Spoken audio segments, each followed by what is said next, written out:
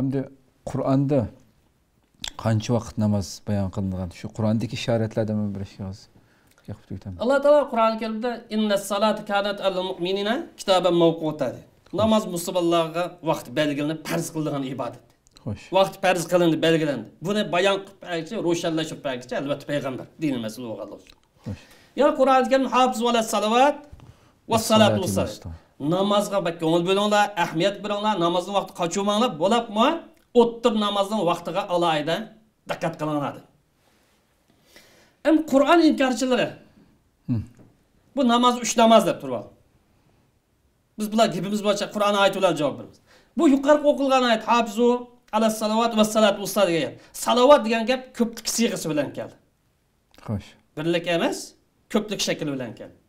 Ko'plik arab tilining qoidasi bo'yicha 3 dan ko'p bo'lganiga iste'mol qilinadi. Agar 3 namoz o'qigan bo'lsa salovat, buning kaynida yana bir gap bor. Va salatu usta. Bu etbe o'xshashlik ko'rsatmaydi, o'zgardi. Tilshunoslik qoidasi bo'yicha. Bu 3 namozga bu 4 salat usta qo'shilgan chog'da bu 4 namoz chiqadi. Buni nima deysizlar? Biz zindiqlar deymiz. Enin kayında bu o'ttir namoz edi.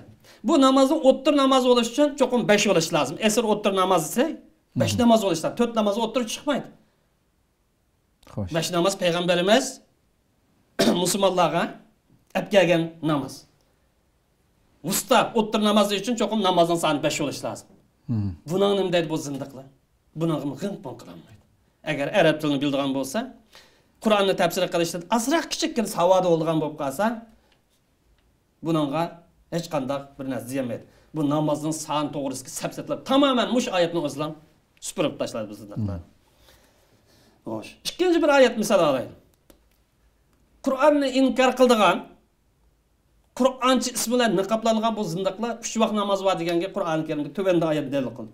Aqimis salata liduluki shams ila ghasaqil layl va Qur'anal fajr inna Qur'anal fajr kana mashhuda. 3 namoz va islomda. Buning dalili bu edi. Namoz sham xubdan bandat namoz edi. Undan boshqa kunduzlik namoz yo'q edi. Pishim asr deydigan namoz yo'q edi bu zindiqlar. Xo'sh. Arab tilini bilmaganlik uchun ayetler hadisdan tahlil qildigan, tadqiq qildigan, usul fiqh deydigan bilimni bilmaganlik uchun, Qur'on ilmlarini bilmaganlik uchun, hatto arab tilidan savod bo'lmaganlik uchun oyatlarning egizpas ya qumning tarjimasi bilan yoki birisining tarjimasi bilan olijoq so'zlaydi. Bu oyatga duluk ishon, duluk degan kundan qayrilgan vaqt edi. Kundan qayrilgan vaqt tush vaqti o'qilgan namoz butun dunyo musulmonlarining nazarida pishim namozi edi.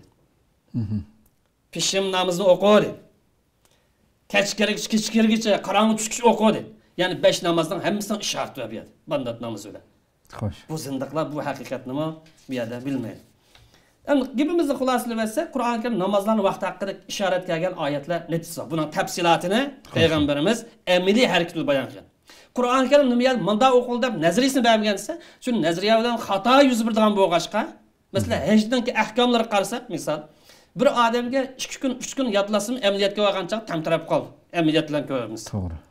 Bu vajidan Alloh taolo musulmonlarga namoz o'qinglar dedi, ammo qanday o'qishni amaliy ko'rsatib qo'yguchi payg'ambarimiz bu. Payg'ambarimiz degan buni xalif bilan, sahobalar bir-birlab ummatga, musulmonlarga oyinda bugun qadar otadan balaga, ustozdan o'quvchiga o'rgatilib keldi. Qur'on Karim peshim xutdan namoz haqida yuqorqi oyat del. Aqibus salati duluki shams. 5 emas bu 3 degan bo'lsa, ma'lumimiz bu peshimdan tortib kechilik namoz, bandat namozi 3 oyatga ishorat. 3 namoz ishorat.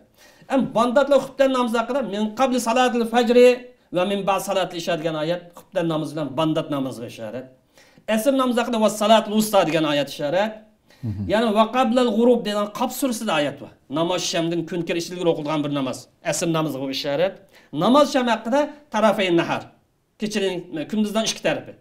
Bir taraf etigan, bir taraf kech. Bandat namoz bir taraf bo'lgan bo'lsa, sahar vaqti, kechninki kirgan vaqti namoz sham bu namoz shamninki ishorati. Undan boshqa bir nechilgan oyatlar bor. Bütün namozlarning ishorati haqida oyatni olsak, fa subhanallohi hina tumsun va hina tusbihun. Tumsun kechlik namoz, tusbihun saharlik namoz, va ashiyan asr namozi va hina tuzhirun pishim namozi. Rum surasi 17-oyat. Bütün namozlarning ishorati. Buni amaliy hayoti bilan, buni amaliy asoslari bilan, qoidalari bilan, shartlari bilan ko'rsatib qo'yguchi biz bildirguchi kim desa Muhammad alayhisalom. Bu yer oyat faqat ishorat tariqasida ixcham bayon qildi.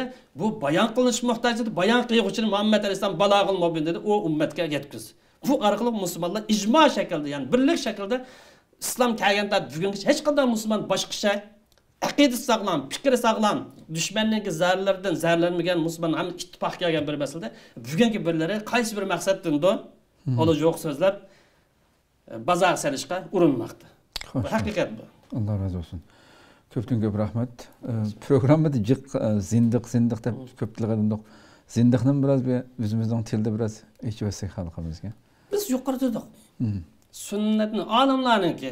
Xo'sh. Mujtahid olimlarning, mutafakkir olimlarning, cho'ng olimlarnikimiz sunnatni bir butun inkor qiluvchi, bir butun qabul qilmovchi islomdan chiqib ketdi. Zindiq islomdan chiqqanligi ma'nosida. Xo'sh. İslamni inkor qilgan oyatlarni inkor qilgan, hadislarni inkor qilgan, islomning prinsiplarini chetqa qilgan buni zindiq deymiz. Bel bu azg'un deydi, yoki badbaxt shayton deydi. Bu ham musbat namus uchun. Hamda hadisdagi ma hadisdan sanadi o sababdan yoki ma sababdan deb 1-2 hadisda, 4-5 hadisda unda ko'z qarashda bo'lib qolsa, kallasidan o'tmadi bir sabab bilan deydi. Yoki shu bilan voqeaga o'xshash. O betib tur.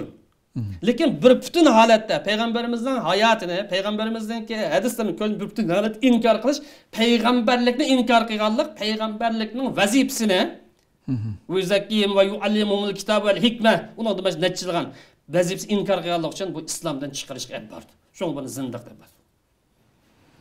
Bütün uçuk aşkara bularninki agarda Allah hidoyat berib tövbe qilib qolsa, o'sha bütün insonlarning oldida tövbe qilganligini e'lon qilmasa o'zi maxfiy qilib olsa qabul qilinmaydi-ku olimlarning sizda. Bu millatni ozdirgan biri shaxsiy bizsi murtad bo'lib islom diniga. Xo'sh.